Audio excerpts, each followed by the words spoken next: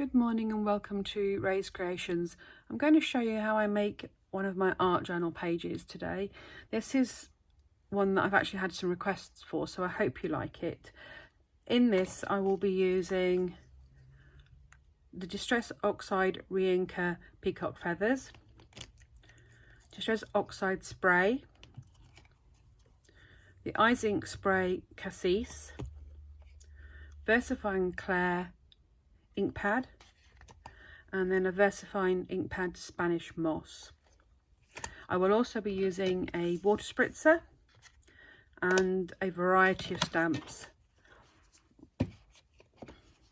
So just so you're aware, I use a mixed media paper pad by West, which gives a really nice heavy coat paper to work on, and it takes all sorts of stuff and I throw at it without having any problems.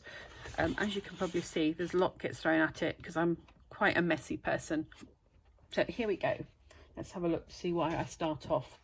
Now I start off with my re-inker, and this is just dripped onto my page. So I'm not looking at where I'm going.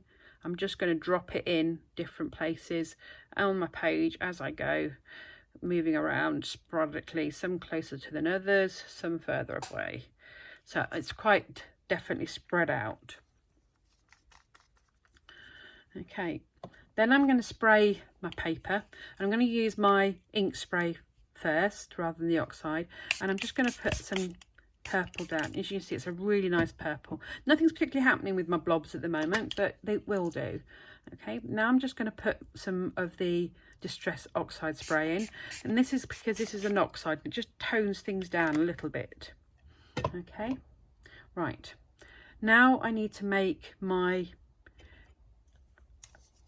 oxide drops that I put on from the re-inker work, and by doing that I add a little bit of water to each of the dots, and it starts to wake it up and move it around. Okay, now I want it to do a bit more than this, so I'm going to be using the grey brushos, wherever I can find it. I think I've lost it. That doesn't. Oh. I'm going to be using a brusho. I'm going to use a different colour today because I hate using the grey, so I'm going to use another one. This one's called Sandstone. Okay, and now I really do only want a little bit of this, so I tend to use either a wooden stick or my scissors, because I'm just going to drop some in.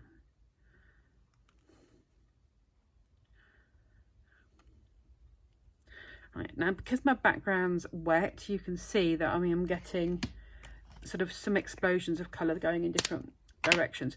But I want this to be a bit more than it just at the moment, so I'm going to just add a bit more water to it to wake it up a little bit more.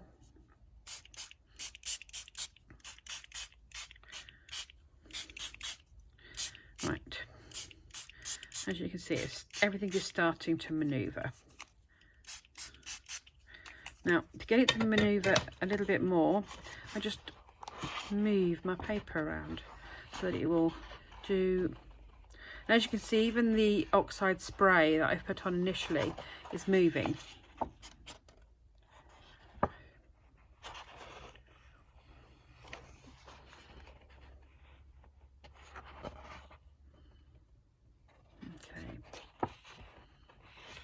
Now it's quite definitely doing something different. I'm just going to put a bit more purple on, and as you can see, that reacts differently with the ink as well now that it's wet.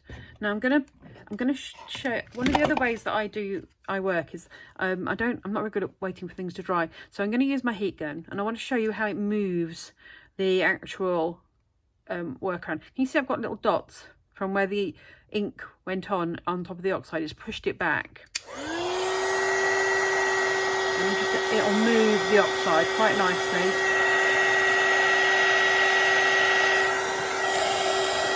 And you can move it again, you just put a bit more in, a bit more colour where you think you want it.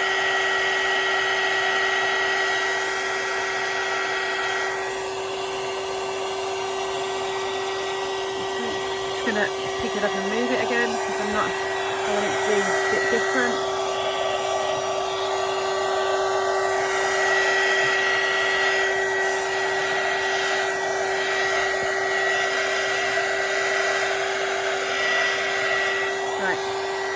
Now there's still a lot of water on here, so one of the things I tend to use is I use a pad of kitchen roll to just dab some out and move it where I think I want some. If I've got too much on there, I can sort of take it out to the edge a bit more and move it around. Okay, so I'm just taking some of my excess colour off and my excess ink because I've got quite a lot on there. I'm just going to finish drying it.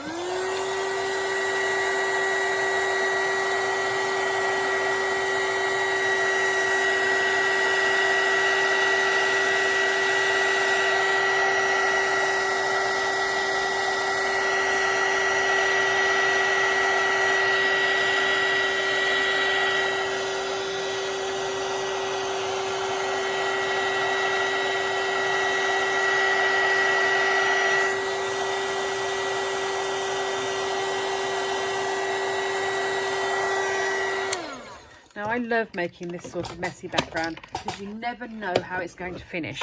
You never know where it's going to end up and what's going to happen. So it's quite nice to just play. And adding different colours in, colours that you wouldn't necessarily think will work together, suddenly change how it looks. Because last time, if you remember, I used grey, well, on the original. You see how that's quite dark? And I've got a lot more yellow coming through on this one. This one I've used the sandstone and it's now quite pink and quite warm, which is a nice way of changing up what you're doing. So I've only changed one element in the whole of it because I had the other one sat there. Now I'm going to just take some of this colour out. I'm going to do like a reverse bleaching technique. So I'm going to use a baby wipe. As you can see, it's not a new one. It's one that hangs around on my desk and I just keep spritzing it. Now I like a baby wipe because whatever it is that it has in it until it's worn out works quite well at taking oxides out and doing this flow bleaching technique. But I do use them until they really have fallen apart. And then if I can't use it, I might try and use it again and die cut it and do things with it. So it's quite nice to have a play. Some a bit more up here. I think we'll take some out there.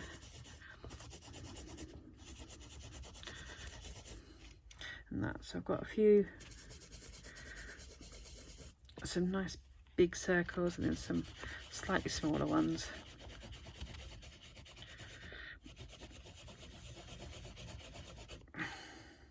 This little stencil is by Creative Expressions.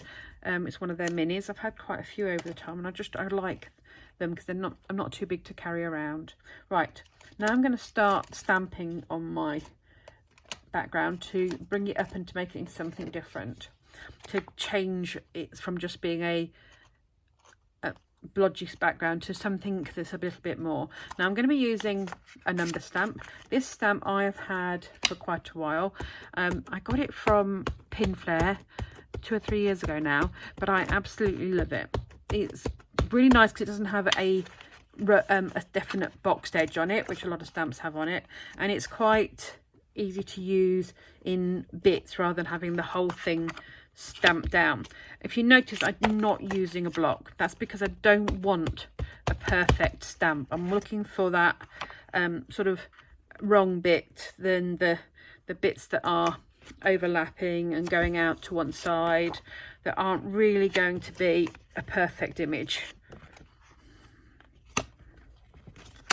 Okay, so that's my numbers. I'm not going to add any more because I quite like it like that.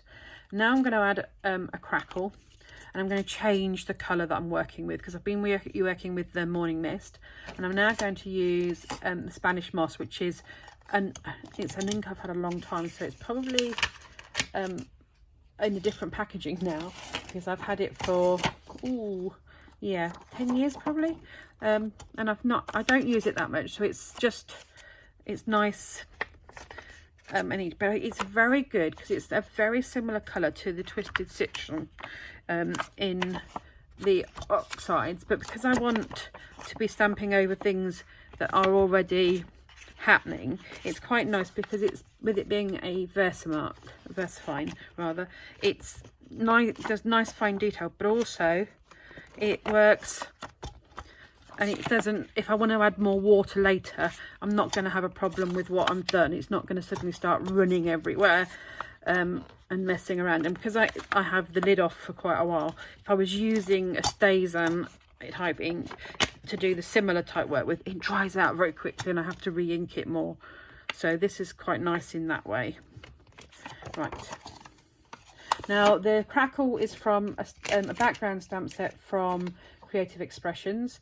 I've had it a very long time, but I quite like how it works. It's a really good set. There's lots of different ones in it, so you've got all sorts of different backgrounds. This is only half of the pack because of how I store it. They sort of go in like sideways, so it helps. Now the next one I'm going to use is a sentiment. This also, I think, is a Creative Expressions one. And it says, life is not measured by the breaths we take, but by the moments that take our breaths away. Which is a really nice thing to have in your art journal on those days where you're just really appreciating everything happening around you and life. And with everything that's going on at the moment, it's quite nice to just take a step back, isn't it? Okay, so I'm only going to put it on a couple of times. And I've also got another sentiment, and this one is, what is it? Let me think. It's sometimes we just need to be left alone with our art supplies. And oh boy, do we. We don't want people helping us. We want to just be able to play. And that's why I really enjoy working like this in my messy play area, because it is messy. And I do get very dirty. Right, so now that is as far as I would go for now. I would leave that until I was happy, and I'd leave it to dry completely so that the card was totally dry, and then I would chop it up and use it how I wanted. But it's a bit would go into my art journal because it's something I've created today, then another bit get used on a card. So it's a nice way of playing and of creating. If you don't have brushos, you can use pixie powders, and that will give you a shine because it will give you the mica in it. There are so many options, and so I think so many things you can play with to do this. So enjoy. Take care. Bye bye.